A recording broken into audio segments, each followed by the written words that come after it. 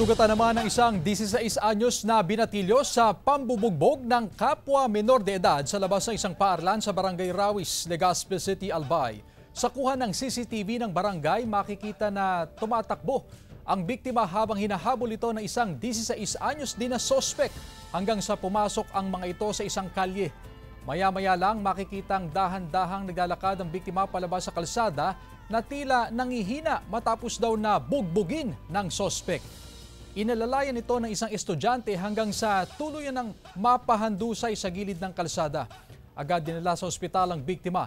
Hindi na nai-report sa PNP ang insidente pero ayon sa kapitan ng barangay, hindi ito ang unang beses na may nangyaring gulo sa lugar na kinakasangkutan ng mga kabataan.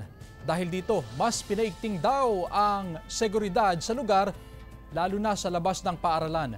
Sinubukan naman ng GMA Regional TV Balitang Bicolandia na kuhanan ng pahayag ang pamunuan ng paaralan at pamilya ng mga sangkot na menor de edad pero hindi nagpaunlak ng panayam ang mga ito.